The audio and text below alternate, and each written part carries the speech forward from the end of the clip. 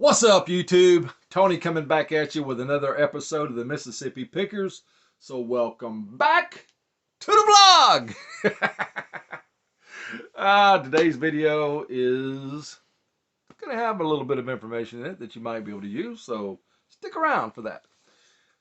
First thing, the pink elephant in the middle of the room. I need to get rid of this right off the bat.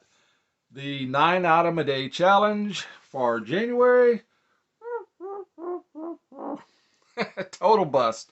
And I'll tell you why. The fact was that I was cruising along there pretty good, and then I ran out of merchandise. One thing I did not consider was that to list 9 items a day, you need quite a bit of merchandise to keep that beast fed.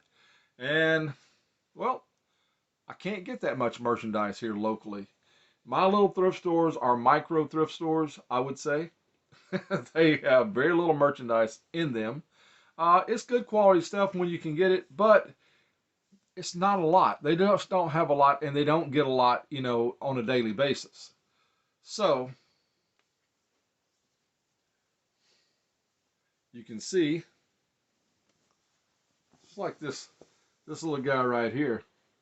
Now, there's nothing, spectacular about this. This is a Yamaha. See that? Yamaha motors and Yamaha outdoors. Now, I got this at my local thrift store, but I can't always get stuff like that. And that's not anything huge, but it's something I can sell. So, I can get a little bit here, but it's just I can't get enough to keep me sustained for 9 items a day. There's just no way to do that. The only way that I can get that much merchandise is to go out of town. Now, our neighboring city, which for me would be a 40-mile there and 40-mile back round trip. Can't do 8, and then plus the drive time in town, which is about 20 miles, going from thrift store to thrift store to thrift store. So, and because it's a big city, it's the second largest city in Mississippi, Hattiesburg, Mississippi. If you want to look that up. Anyway, I can go there, but 100 miles a day or 100 miles a day, even a few days a week, I just can't do that. I won't do that. So it's not that important right now. Right now, we're fine just listing a little bit when we can. Whenever we can get stuff and list it, it's fine.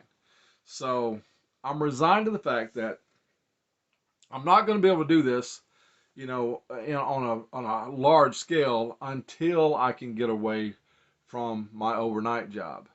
And if you remember, I said a couple of years ago, I don't know if it was a couple of years ago or a year ago, whatever it was, I said the night job may be going away. And it was supposed to be going away because our contract was coming to an end. When I say our contract, the company that I work for, which I'm an independent contractor with, their contract was up for a renegotiation, and anybody could have bid on it and taken the contract away from us.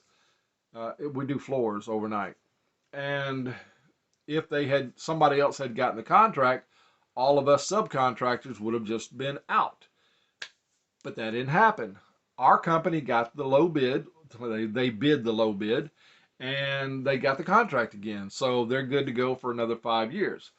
So technically, I could stay with the company another 5 years if I wanted to, which I'm not going to, because next year, at the end of next year, I retire. Which I'm not retiring, but I'm going to take my retirement. And a lot of people say, yeah, Tony, you shouldn't take that retirement at 62 because you're going to lose all this money. Look, let me clue you in here. On Social Security, you're not going to get a lot out of Social Security. Social Security is going to pay me right at $1,000 a month once I take it. That's about what I'm making on this floor job. So, thinking what I might do is is take the Social Security, but also keep working, and then just put the Social Security up for maybe a year, maybe even 2 years. I don't know. But uh, I won't be able to go full time until I can just totally get rid of that overnight job. But it does take money to go out and buy new merchandise, and the gasoline that it takes to do that too. So I may just take a year, maybe a year and a half, just putting up money, putting up that $1,000 a month, just to have buy money. You know what I'm saying? So that's a possibility too. Regardless, whatever happens, when I turn 62, I'm taking my retirement. And even if I waited till my full retirement age of 67, I would still only get an extra $300 for doing that. So to me, it's just not worth it. $300 is nothing these days. And well, I'm not going to go any further than that. I'm just going to let you know that's what the plan is. That's what I'm planning on doing. Everybody's got, different ideas of what you should do, when you should do it, and all that. This feels right for me. Now, my wife, she's going to wait till a lot later in life to take her Social Security. So she's going to kind of max hers out.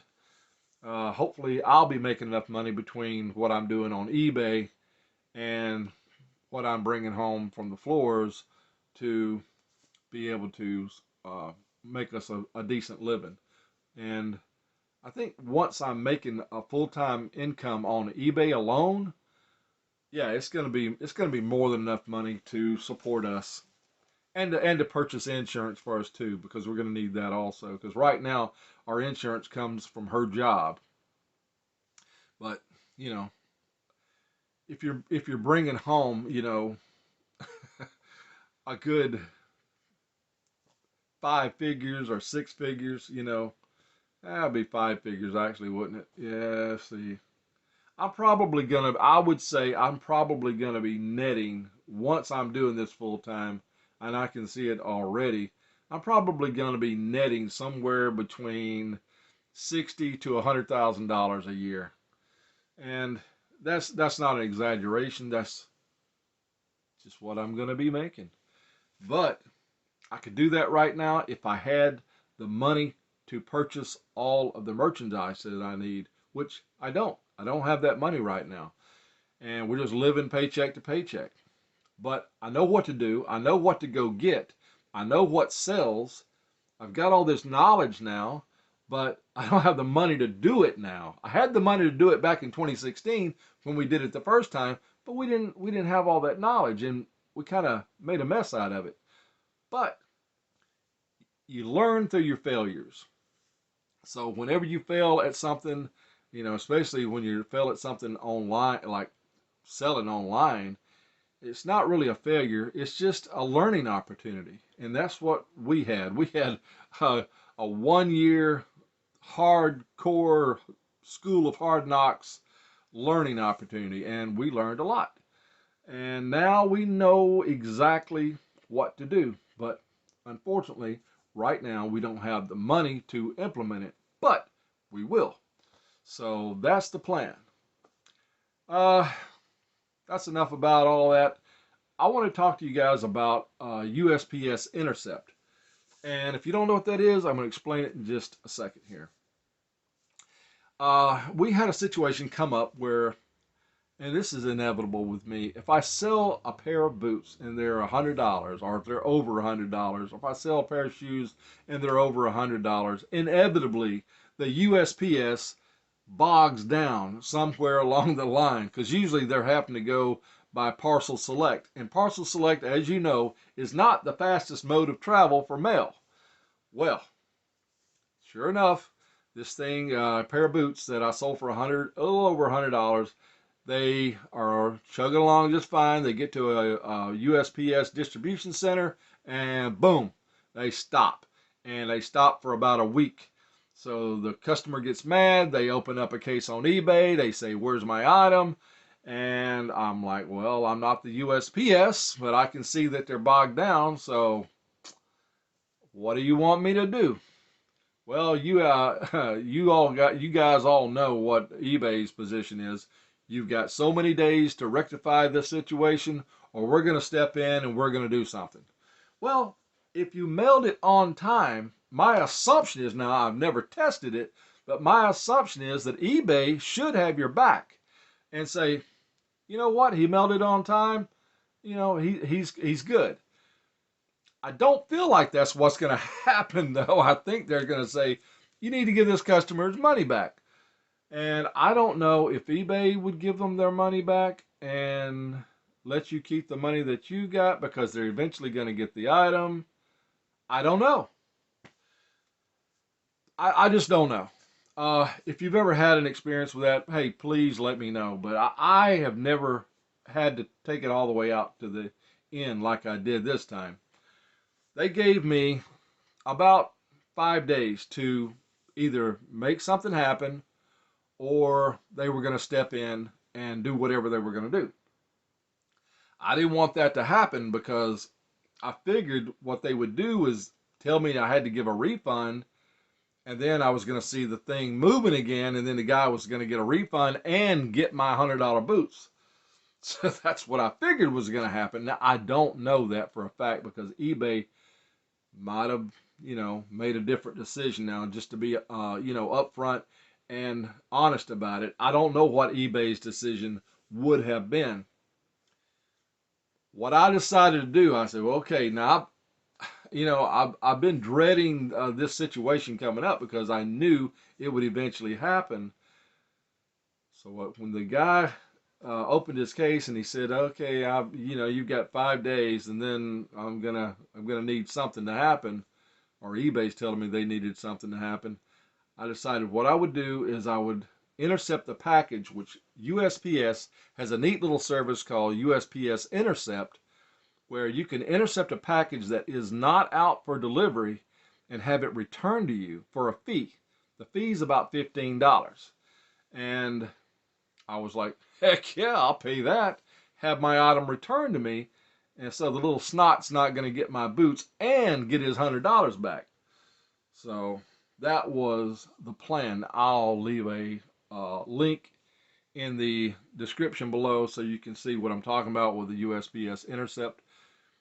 But if you ever have a situation come up like that and you don't want to test the waters like I didn't want to test the waters with eBay to see what kind of decision that they would make, I'm assuming that if you mailed it within your shipping time, that they should side with you and say, yeah, you're covered. What does that mean, covered? Does that mean you just don't get a defect, but you still lose your $100? I don't know. And I didn't want to take that chance. So I was going to intercept that package and have it sent back to me. But fortunately for me, the package made it to the customer before the deadline. So eBay closed the case out and we didn't have to do any of that. But while I was, contemplating what I was going to do, I found that service, that USPS Intercept. So I thought it was pretty cool. So I thought you guys may want to take a look at it. And if you have a situation that comes up, like I did, then maybe that's something you might want to do too. Honestly, I don't know what else I could have done because sometimes sometimes the post office is really slow about delivering. You never know when they're going to get bogged down for 2 or 3 weeks. And this was during a time when we had all that snow up north, so I know that's probably what happened. The snow bogged them down. But, the guy and eBay, they just weren't having it. So, what do you do? I don't control the weather. I don't control USPS. But I'm not giving my $100 away either, so I was going to intercept that thing. Anyway, that's the whole story on that, and I'll leave you a link down there so you can take a look at that intercept service in case that's something you might want to do. The last thing I want to talk about is selling stuff, especially stuff on Facebook or platforms like Facebook that still accept like snail mail, like payments through snail mail. Normally I don't sell anything. Like, I don't sell, like, you send me a money order, send me a check. I don't do business that way. I just don't, because I don't, it takes too long, and I just don't do it. Well, the other day, this older gentleman, and I say older gentleman, he's older than I am. If you're older than I am, you're older than dirt. So if you're older than me, you're old. I hate to be the one to break it to you, but you're old. I turned 61 this year, by the way, so just to let you know. Anyway, this guy is really wanting a radio that I'm selling. He's like, man, I want it. I don't have any way. I don't have credit cards. I don't have debit cards. I don't have any way of paying online. I can send you a check. I can send you a money order. So me and this guy get to talking. He's a radio head just like me. I'm a ham radio operator. So I speak the lingo with him, and me and him are just, we're jiving, and I'm like, yeah, I get it, so he wanted this radio so bad. So finally I just told him, I said, I'll tell you what, man, I said, I like you, you're a cool guy. Send me the check, send me the money order, send me whatever you want to, just send me for the amount of money. When I get it and it clears my bank, I will mail it to you. If you're okay with those conditions, just, once it clears my bank, and the bank says, okay, everything's fine, then I'll mail it to you. And if you're okay with doing it that way, then, I'm on board. So that's what's going on. That's something that's happening right now. It was like 2 days ago. Today is Friday. Yeah, today's Friday. Or is today Saturday? I can't remember. I think, what is today? See, this is what happens when you work overnight. You don't even know what day it is. I believe today's Saturday. I'm pretty sure it is. Anyway, uh, see, I don't know. I don't have dementia yet, but I'm working on it. So this guy is going to be sending me something in the mail, like a check, money order, something like that. And once I get it, I will report back to you, let you know how it all goes, because I think it's interesting. I haven't sold anything like this since 2001. And hopefully this will be the last time I ever sell anything like this, because it's kind of stressful. But yeah, I think it'll be interesting to see how it goes, because this is going to be going a long distance. It's going from Mississippi to New Jersey. And, that's a little bit of a trip. So we'll see what happens. And once it comes to an end and everything's fine, or if everything goes completely wrong, I'll let you know. Anyway, thanks for tuning in. I appreciate you guys following my crazy, crazy life, and just keeping up with what we're going through, because it has been quite a ride from the fiasco back in 2016 until today, when we're finally starting to get our lives back. We're still working on it. We're still getting some of the kinks worked out, but everything's looking real good, and we're still, in good health. Thank you, Jesus, for that, because without your help, you don't have much. You have, if you know what I'm saying. I don't want to. I don't want to go any further with that, because I'm just going to get myself in trouble. So all I'm going to say is, if you're in good health, be thankful, because a lot of people aren't, and they have a lot of trouble. And that is problematic for a lot of people. So the fact that I'm in good health and my wife is in good health, I'm thankful for that every day. Thank you for watching, and I'll see you next time. Bye.